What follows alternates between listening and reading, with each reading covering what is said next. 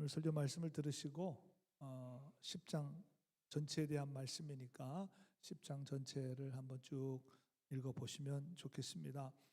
9장에서 사울의 회심에 대한 이야기가 나오고 이제 다시 베드로의 이야기가 시작됩니다. 여러분, 초대교회는 예수님의 제자들, 가룟 유다를 뺀 11 제자들, 또 베드로, 요한, 야고보, 이 핵심적인 세 사람의 제자들, 이 교회의 시작이니 예수님과 함께했던 사람이니까 얼마나 이 사람들의 역할과 위치가 중요했겠습니까? 그 중에서도 수제자였던 베드로는 아주 말할 것도 없이 중요한 인물이었습니다. 그래서 베드로에게 일어난 사건은 초대교회에서 매우 의미 있고 중요한 사건이고 오늘 사도행전에 기록이 되어 있습니다. 지금까지 우리가 사도행전 말씀을 쭉 살펴보았습니다. 제가 오늘 한번 정리를 하자면 이렇습니다. 마가의 다락방에 성령이 임하심으로 교회가 시작되었습니다. 베드로가 성령의 충만함을 받았습니다. 그래서 예수 그리스도의 십자가 부활을 증거했더니 많은 사람들이 주님께로 돌아오는 역사가 일어났습니다. 그뿐 아니라 3장에서는 베드로와 요한이 기도하러 가다가 성전 문에 앉아 있는 나면서부터 걷지 못한 사람을 나사렛 예수의 이름으로 일어나 걸어라, 일으켜 세워 걷게 하고 뛰게 하고 성전에서 하나님을 찬양했습니다. 이 일로 솔로몬의 행각이라는 곳에서 베드로가 설교했더니 믿는 자가 남자만 무려 5,000명이나 되었습니다. 사실 지금도 5,000명 어마어마한데 그 당시로는 상상할 수 없는 그런 엄청난 숫자입니다. 그런데 이 일로 잡혀가게 돼요. 공회에 서게 됩니다. 이러면 공회라는 말은 지금으로 말하면 대법정에 쓰는 거예요. 대법관들이 쫙 있는, 공회원들이 있는 곳에 세워졌습니다. 공회원들이 이제 너 다시는 예수 그리스도의 복음을 전하지 말라고, 십자가와 부활을 증거하지 말라고 위협을 했습니다. 그때 베드로가 이렇게 말합니다. 4장 19절에서 20절에 베드로와 요한이 대답하되 하나님 앞에서 너희 말을 듣는 것이 하나님의 말씀을 듣는 것보다 옳은가 판단하라. 우리는 보고 들은 것을 말하지 아니할 수 없다. 조금도 주저함이나 당황함이 없습니다. 아무리 너희들이 방해를 하고 위협을 해도 나는 하나님의 뜻인 복음을 전할 것이다. 어떻게 이렇게 담대할 수 있었을까? 5장에 가면 아나니아와 삽비라, 제가 말씀드렸죠? 거짓으로 재산을 판 돈을 가지고 올 때에 사도 베드로는 그들의 마음과 심령을 꿰뚫고 있었습니다. 이 영역이 참 대단합니다. 그리고 베드로에게 많은 역사와 능력이 나타났습니다. 사람들이 베드로가 지나갈 때에 15절에 보니까 혹 그의 그림자라도 누구에게 덮일까 봐라. 여러분, 사람이 지나가는데 그 그림자라도 내가 좀 만지는 것도 아니에요. 그림자라도 어떻게 내 몸에 이렇게 스치고 지나가면 병이 낫게 되었습니다. 실제로 치유함을 받았습니다. 대단한 사람이죠. 대단한 사람. 공회원들이 베드로가 자기 말을 안 들으니까 감옥에 쳐넣었습니다. 감옥에 갇히자마자 5장 19절에 주의 사자가 옥문을 열어 끌어냈습니다. 바로 끌어냈습니다. 옥에 가뒀지만 아무 소용이 없어요. 베드로와 초대 요인들은 계속해서 복음을 증거하게 되었습니다. 여러분, 이것이 복음의 능력입니다. 그리고 지금 우리가 바로 이런 복음의 능력을 가진 사람들입니다. 우리 그렇게 시시하고 연약한 사람들은 아니에요. 이런 복음의 능력을 가지고 있는 사람들이에요. 하다 안 되니까 이제 스데반 집사에게 돌까지 던지게 됩니다. 돌에 맞아 순교까지 하잖아요. 참 엄청난 일이 벌어진 거죠. 그렇게 해서 초대교인들을 흩어놓기 위해서. 스데반이 돌에 맞아 죽으니까 겁나잖아요, 여러분. 누가 돌에 맞아 죽는데 거기 같이 있을 사람이 누가 있겠습니까?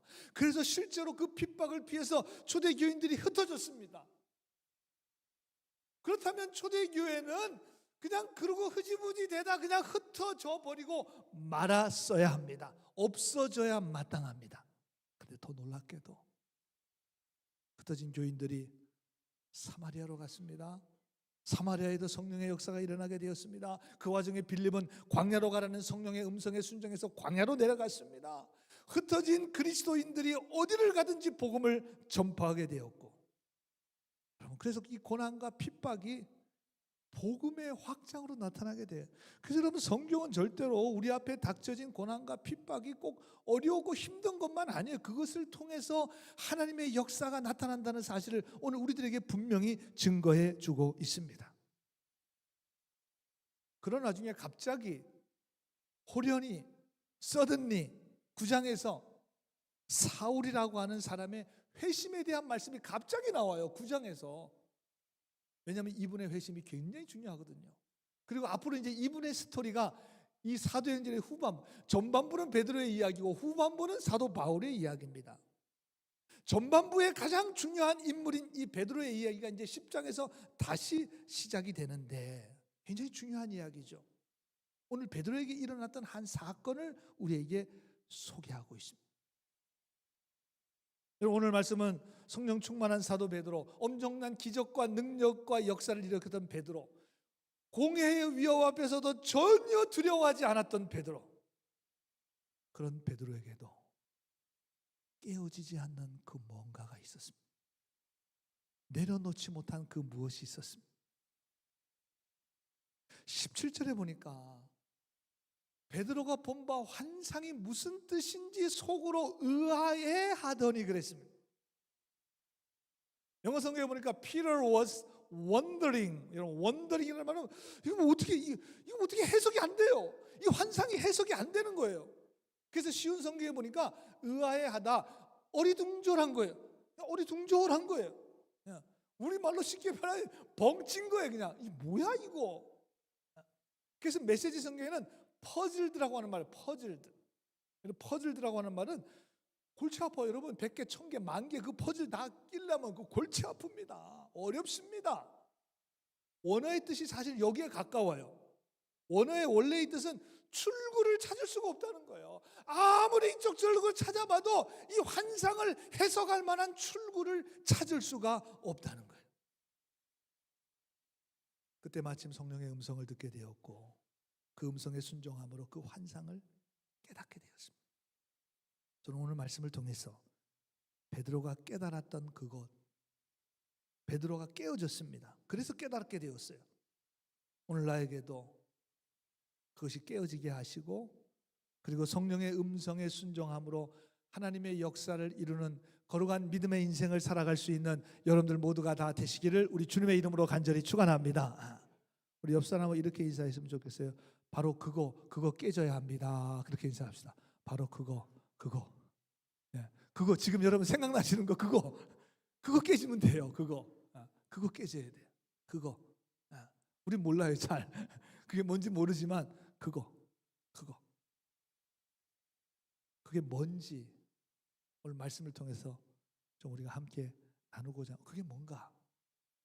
오늘 본문의 내용은 사실 간단합니다. 읽은 그대로예요. 충분히 이해가 되시죠? 베드로가 본 환상입니다. 11절 12절에 보니까 하늘에서 환상이 벌치는데 뭐가 지금 여기서 이 천정이 열리더니 큰 보자기가 하나 내려와요. 거기에 4발 가진 짐승 기는 거, 공중에 나는 것들이 있어요. 그리고 13절에 보니까 잡아먹으라. 간단하잖아요. 보자기에 내려오고 잡아먹으라. 이때 베드로가 말합니다. 14절에 베드로가 이르되 주여 그럴 수 없습니다. 영어 성경에 보니까 surely not Lord. 절대로 그럴 수. 아니 주님이 말씀하시는데 여러분 같으면 no 그럴 수 있어요? 주님이 여러분에게 말씀하시면 yes, 예 주님 제가 순종하기 위해서 따르겠습니다. 당연히 그래야 될 텐데 베드로가 surely not, 절대 안 됩니다. 다른 영어 번역에 보니까 by no means, 저것도 결코 안 됩니다. 가장치도 않습니다. 그 말을 가장치. 그래서 메시지 성경에는 아주 쉽게 그냥 oh no God, oh no Lord. 아무리 생각해도 이건 아닙니다. 주님 전 할 수 없습니다. 아니 주님이 말씀하시는데 no라고 하는 대답을 해요. 그것도 베드로가. 우리는 이런 상상을 한번 해볼 수 있습니다. 오늘 우리들 앞에, 여러분 앞에 이런 환상이 보여졌다면 우리 한국 사람들은 못 먹는 것이 없습니다. 거의 웬만한 건 다 먹을 수가 있습니다. 주님이 먹으라 하시니 감사함으로 먹겠습니다. 그리고 우린 다 잡아 먹으면 되잖아요. 튀겨 먹든지 회로 먹든지 찌개를 끓여 먹든지 볶아 먹든지 비벼 먹든지 그냥 먹으면 돼요. 예스 로드죠. 우리는 예스 로드. 근데 베드로가 오늘 로드라고 하는 거 봐서 이것은 주님의 음성이에요. 다른 사람의 음성이 아니라 주님의 음성입니다. 뭐 다른 사람 얘기를 하면 그가 못할 수도 있고 안 할 수도 있고 노라고 할 수도 있겠죠. 그러나 이것은 주님의 음성이 분명해요. 주님의 음성 앞에 부정적인 대답을 합니다. 그것도 한 번도 아니고 두 번도 아니고 세 번이나. 16절에 보니까 이런 일이 세 번이나 3 times, 3번씩. 3번이나 no. 안 됩니다. 못 합니다. 전 절대 안 됩니다. 그 이유가 있어요. 베드로가 그냥 못 한다 그랬겠습니까? 율법에 명확히 나와 있는 이 분명하게 부정한 음식, 특히 내려온 음식이 유대인들이 먹을 수 있는 음식이 아니라 먹지 못하는 부정한 음식이에요. 그럼 못 먹는 거죠, 당연히. 그럼 충분히 이해가 됩니다.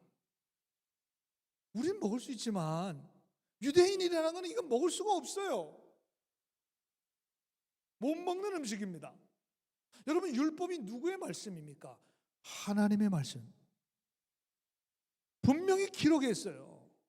대충 이 정도 먹지 말라가 아니라 못 먹는 거에 대한 분명한 기록이 있습니다. 하나님 먹지 말라고 분명히 기록된 것, 그 율법을 다 알고 있어요. 모세오경을 유대인들은 달달달 외우니까 다 알고 있죠. 율법 범하지 않으려고. 이제 와서 잡아먹으라 그러니 먹을 수 있겠습니까? 베드로도 얼마나 갈등했겠어요. 주님의 음성에 예스 해야 되는데 노라는 걸 3번이나 할 정도니까 얼마나 갈등을 했겠습니까? 이거 하나님 음성 맞나? 이거 다 부정한 음식, 부정한 짐승들인데 아마 5만 가지 생각을 했을 거예요. 그렇다면 여기 나오는 부정한 짐승이 뭘 상징해 주는 건가 하는 거 아니겠습니까? 여러분, 그것은 바로 이방인을 상징하는 거예요. 이방인에게 가라는 거예요. 사실 하나님이 이스라엘 백성들을 선택하신 이유는 이스라엘 백성들을 통해서 이스라엘 사용하셔서 모든 민족과 열방을 구원하시고자 하는 것이 하나님의 뜻입니다. 그렇죠. 사도행전 1장을 시작하면서 1장 8절에 하나님의 마음이 너무 간절하게 담겨져 있습니다. 오직 성령이 너에게 임하실 텐데 성령이 임하시면 너희가 권능을 받게 되고 예루살렘과 유대와 사마리아와 땅 끝까지 이르러 내 증인이 되리라고 분명히 말씀하셨습니다. 모든 민족과 열방과 세계 가운데 하나님의 복음을 증거하고 하나님 나라의 백성을 삼는 것이 하나님의 마음이고 하나님의 뜻입니다. 이 중요한 일을 위해서 이스라엘 민족을 특별하게 선택하신 거예요. 그런데 이스라엘 백성들이 자기들이 선택된 백성임을 너무 강조하고 너무 과도하게 자랑스러워하다 보니, 그럼 사실 하나님의 택하심을 받은 거, 우리가 다 하나님의 택하심을 받은 사람들 아닙니까? 굉장히 정말 자랑스러운 일이죠. 얼마나 자랑스러운 일입니까? 정말 감사한 일입니다. 여러분, 국민의 선택을 받아 시장이 되고 주지사가 되고 대통령이 되는 거 얼마나 자랑스러운 일이겠습니까? 정말 가문의 영광이죠. 가문의 영광입니다. 백성들의 투표를 받아서, 사람들의 투표를 받아서. 맞아요. 그러나 해야 될 일이 있습니다. 뭘 해야 돼요? 나라와 민족과 국민을 위해서 경제를 살리고 나라의 백성들을 편안하게 해주고 그 일을 열심히 하라고 대통령으로 주지사로 시장으로 세워준 거 아니겠습니까? 그런데 이스라엘 백성들은 자기네들이 선택을 받았다고 지금 선택받지 못한 이방인들을 무시하기 시작했습니다. 점점 드는 생각이 이방인들을 하나님 선택 안 하셨으니 이방인들은 미워하시고 악한 존재라고까지 생각했습니다. 심지어는 탈무드에 보면 이방인들은 하나님께서 지옥의 불쏘시개로 사용하기 위해서 만들었다고까지 생각했습니다. 얼마나 악한 생각입니까? 이 정도면 악한 생각이죠. 자기네들만 구원받고 다른 모든 이방인들은 지옥불의 불쏘시개 정도라니 이건 악한 생각이에요. 자기들만 하나님이 선택하셨다는 정말 완전히 잘못된 선민의식에 사로잡히게 되었습니다. 다른 말로 표현하면 유대인들에게 고정관념이 되었습니다. 아주 강력. 그것도 뭐 한 세대, 두 세대가 아니라 아주 오랜 세월 동안 구약의 그 모든 것을 다 계속 이어져 내려왔습니다. 그러나 이게 깨어지기가 쉽지가 않습니다. 아니 주님이 하나님이 말씀하시는데도 거기에도 노라고 얘기해요. 베드로 사도도 예외가 아니었습니다. 그 율법에 쓰여졌기 때문에 안 된다는 거죠. 안 된다. 하나님 말씀하신 대로 노. 고정관념을 깬다 할 때 영어로 어떻게 표현하는가 봤더니만 이렇게 표현해요. Think out of the box. Think out of the box. 여러분 내가 정한 상자가 있잖아요. 여러분의 상자가 있잖아요. 내가 지금까지 경험한 상자가 있습니다. 여러분들이 지금까지 살아온 인생의 연륜의 상자가 있습니다. 여러분들이 지금까지 살아온 여러 가지 환경과 처지와 현실의 상자들이 있습니다. 내가 생각하는 그 상자를 밖으로 나오는 거, 그걸 밖으로 나와서 생각하는 거, 그 상자를 깨는 거, 그게 고정관념을 깨는 거예요. 전 너무 쉽게 표현한 것 같아요. 우리는 고정관념을 깨자 그러면 사실 한국말로는 잘 뭐가 분명히 이게 눈에 확 이게 마음에 확 와닿는데 think out of the box. 너의 박스에서 나와서 좀 생각해 봐라. 아주 쉽게 표현하고 있지만 이거 쉽지 않아요. 쉽지 않아요. 왜? 우리 박스가 내 박스거든요, 이거. 여러분 복음서에 나오는 예수님의 사역을 보면 상당히 많은 부분 당시 바리새인들, 서기관들, 율법학자들, 사두개인들과 계속해서 여러분 복음서를 아무데나 펴보세요. 다 그 사람들하고 막 논쟁하는 얘기가 어디든지 있습니다. 왜? 그들의 박스를 깨기 위해서 예수님. 거의 복음서의 예수님의 사건은 그 박스를 깨는 사건이에요. 유대인들은 이 안식일법이라고는 엄청난 박스가 있습니다. 가장 강력한 박스죠. 안식이라는 아무것도 할 수 없습니다. 그래서 여러분 복음서에 보시면 유대인들이 예수님이 안식일에 병자를 고쳐주나 안 고쳐주나 예수님이 일부러 고쳐주신 것 같아요. 안식일에. 자, 내가 안식일 범하는 거 한번 봐라. 병자를 고쳐주셨습니다. 여러분 병자가 병에서 나았으니 얼마나 복된 일입니까? 박수 쳐줘야죠. 우리가 예배드리다가 오늘 주일날 교회 와서 아픈 몸을 이끌고 그래서 내가 오늘 예배드려야죠. 주님 전에 왔는데 오늘 예배하다가 성령께서 만져주심으로 그 병에서 치유되고 고침을 받았다면 여러분 할렐루야 얼마나 감사한 일입니까? 오늘 이 시간 성령께서 역사하셔서 여러분의 육신과 마음의 모든 질병과 마음의 상처들을 치유해 주시고 회복해 주시기를 주님의 이름으로 간절히 소원합니다. 얼마나 기쁘고 감사한 일이에요. 그런데 이 유대인들은 안식일에 대한 철저한 박스 때문에 그 고정관념 때문에 안식일에 병을 고쳐주는 게 안식일을 범하는 거예요. 어떻게 이럴 수가 있을까? 그래서 그것 때문에 여러분 마가복음 3장 6절에 보시면 바리새인들이 곧 나가서 곧 헤롯 땅과 함께 어떻게 하여 예수를 죽일까 하노라 그랬습니다.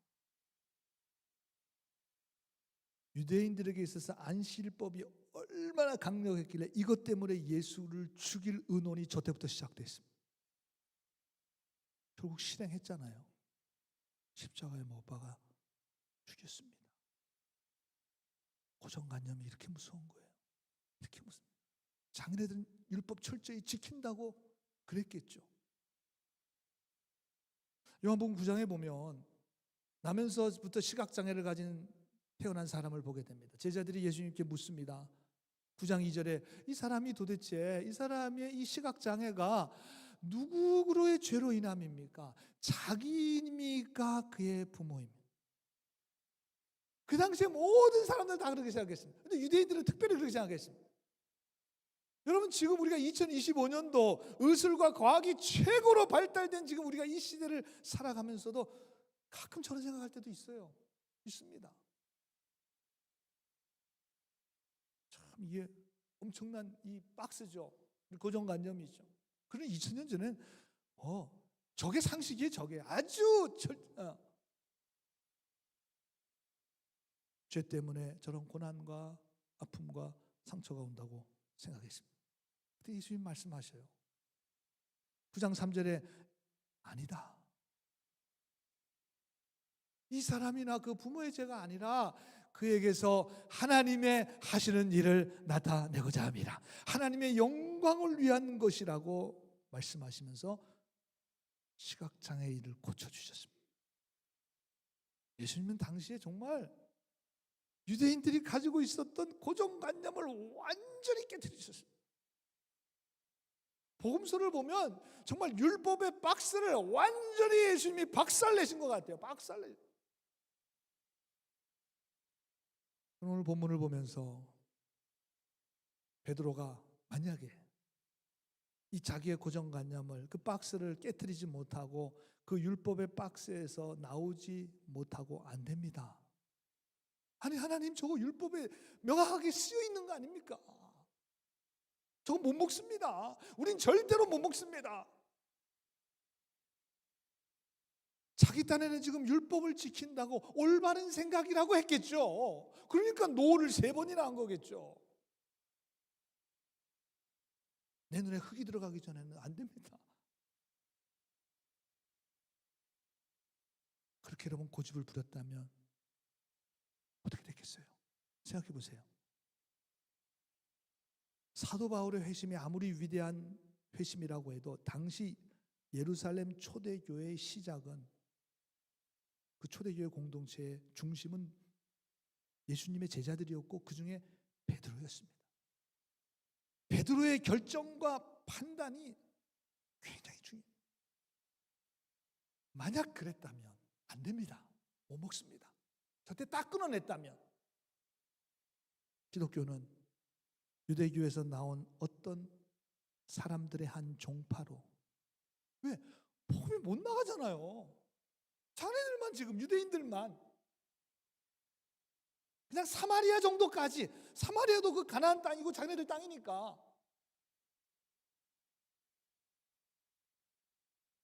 복음이 온 세상으로 전파되지 못했을 것이고 오늘 우리들에게도 들려지지 않았을 것이고 오늘 우리가 이렇게 모여서 예배하는 일 없을 거예요. 근데 오늘 10장에서 베드로가 자기의 박스를 깨뜨렸습니다. 고정관념을 깨뜨렸습니다. 거기서 나왔습니다. 여러분 성경에서의 3은 완전 숫자입니다. 그래서 3번 보여주셨다는 말은 숫자적인 3번이라기보다는 여러 차례 보여주셨어요. 깨달을 때까지 보여주신 거예요. 그런데 베드로 못 깨달았어요. 이게 참 깨우기가 쉽지 않아요. 언제 깨달았느냐? 19절에 보니까 베드로가 그 환상에 대해서 생각할 때 성령께서 그에게 말씀하실 때 두 사람이 너를 찾으니 20절에 일어나 내려가 의심하지 말고 더 이상 어리둥절하지 말고 더 이상 고민하지 말고 그 사람 따라가. 내가 보낸 거야. 이제 더 이상 생각 판단하지 말고 박스를 깨고 나와. 순종했습니다. 그래서 백부장 고넬료 이방인의 집에 가게 돼요. 여러분, 유대인들 이방인의 집에 못 갑니다. 베드로가 말씀을 증거하니까 이방인에게도 성령이 임하는 거예요. 엄청난 사건입니다. 지금 초대교회. 그 이방인에게 성령이 임하니까 이방인들에게 세례를 주지 않을 이유가 없어요. 그래서 이방인들에게까지 세례를 주겠다는 내용이 여러분 10장에 계속, 여러분 10장 전체를 다 읽어보세요. 베드로가 순종했고 첫 이방 선교의 문이 열리는 역사적인 순간이에요. 정말 역사적인 순간이에요. 땅끝까지 복음이 증거되는 그 시작이 바로 오늘 베드로의 이 박스를 깨고 나오는 것에서부터 시작이 되었습니다. 저는 오늘 베드로의 순종을 통해서 참된 순종이라는 게 뭔가, 진짜 순종이라는 것이 뭔가, 나의 박스, 나의 고정관념을 깨트리는 것이고, 그 깨어짐의 순종을 통해서 하나님의 나라가 확장되어 나가는 것입니다.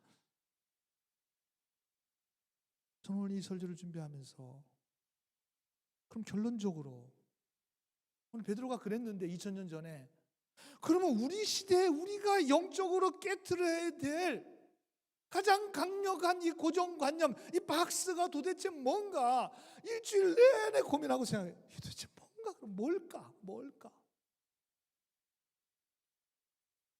그럼 지금 우리가 영적으로 힘든 시대를 살아가고 있습니다. 전도하기가 참 어려운 시대를 다들 그러셔요. 목사님, 누구 전도하기 너무 어렵습니다. 너무 어렵습니다. 힘듭니다. 불가능합니다. 우리 지난 사순절 40일을 보내면서 40일 동안 우리 영혼을 위해서 기도하자고, 그리고 한 주간 뭐 계속해서 뭐 유인물도 나눠드리고 하루히 나눠드리고 또 저기 생명나무에다가 우리 이름까지 쓰고 한번 기도해 봅시다. 그렇게 막 애를 썼지만 눈에 확 뜨이는 열매가 없어 사실 좀 낙심하기도 했습니다. 이제는 아무리 해도 안 되나? 20년 전에는 그래도 사람들이 교회에 관심이 있었는데, 사람 만나려고, 그래도 점심 먹으려고 교회를 방문했었는데, 지금은 그런 시대도 아닌가? 지금은 그렇지도 않은가?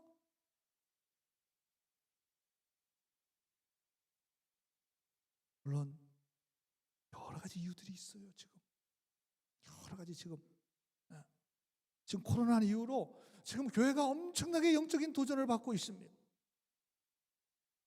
코로나 이후로 지금 가난한 교인들이라 그러죠. 교회를 안 나가는, 그렇지만 교인인 사람들이 지금 20%, 30%, 40%, 앞으로 50%까지 될 거라고 많은 이 교회를 연구하는 그런 학자들이 그렇게 이야기를 합니다. 새로 교인들은 들어오지 않고 기존에 신앙생활하는 사람들은 교회를 떠나서 그냥 홀로 가난한 신앙생활을 하니 점점점 교회가 정말 부흥이 아니라 리바이벌이 아니라 서바이벌을 걱정해야 될 그런 시대를 우리가 살아가고 있습니다. 한국에 다녀오신 어떤 분은 말씀을 들으니 참 오랜만에 친구를 만났는데, 그분 정말 믿음이 굉장히 좋으신 분이었는데 주일날 그냥 집에서 예배드리고, 교회는 교회에서 교회가 뭐 이렇고 저렇고 천천한 문제들을 비판하는 모습을 본인도 경험하고 왔다고. 근데 여러분, 그분들이 하는 얘기 틀린 얘기 없어요. 다 맞습니다. 다 맞아요. 부정하고 싶은데 다 맞아요. 다 이유가 있어요. 다 맞기 때문에 이 박스를 깨지기가 참 쉽. 아니, 틀렸으면 깨면 되잖아요. 틀렸으면. 그런데 다 맞기 때문에 이 박스가 쉽게 깨어지지가 않는 거예요. 고정관념이 깨어지지가 않습니다. 그러나 여러분, 우리는 사도행전을 통해서 이 초대교회 고난과 핍박과 죽음을 이기고 복음이 없어졌다면 상식적인 얘기겠죠. 그러나 복음이 죽지 않고 꺼지지 않고 살아났습니다. 그 상황 가운데 정말 아름답고 환상적인 교회 공동체를 세웠습니다. 가장 깨지기 힘든 불가능한 이 유대인의 고정관념, 이 베드로의 고정관념 깨뜨렸습니다. 이방인들에게 복음이 전해지게 되었고 복음이 오늘 여기까지 우리까지 오게 되었습니다. 오늘 우리가 사도행전의 말씀을 나누는 이유가 무엇입니까? 이 초대교회 지켜냈던 이 복음, 율법의 박스를 깨트리면서까지 복음을 지켜냈던 이 복음, 이 복음을 계속해서 증거함으로 영혼 구원의 역사를 우리가 계속 이루어낼 것인가? 지금 우리 시대에 이런 여러 가지 영적으로 어렵고 힘든 그런 상황에 있기 때문에, 힘들고 어렵기 때문에 이 하나님의 거룩한 사명을, 하나님 이거 힘들잖아요, 이거 어렵잖아요, 이거 지금 안 되잖아요 하고 그냥 스탑할 것인가? 오늘 10장의 본문은 오늘 우리들에게 주는 너무나 중요한 영적 도전이라고 저는 생각이 됩니다. 우리 몽고베리 제일교회가 사도행전의 말씀을 통해서 초대교회에 주셨던 베드로가 고정관념을 깨트리면서 붙들었던 그 복음, 영적으로 참 힘든 시대입니다. 한 영혼 구원하기 1년, 2년 기도해도 힘든 시대예요. 그러나 우리가 그렇다고 포기할 수는 없잖아요. 우리가 모인 이유고 교회가 존재하는 이유인데 이거 내려놓을 수는 없잖아요. 그렇다면 깨트려야 됩니다. 깨트려야 돼요. 하나님의 거룩한 사명을 위해서 우리가 가지고 있는 박스에서 나와 이 시대의 박스를 깨트리고 하나님의 거룩한 사명을 잘 감당해서 이 시대에 하나님의 부흥을 경험하며 영혼 구원의 역사가 더 많이 회복되고 일어나는 그런 우리 교회, 또 우리 그리스도인 여러분들 모든 삶이 되시기를 우리 주님의 이름으로 간절히 축원합니다. 기도하겠습니다.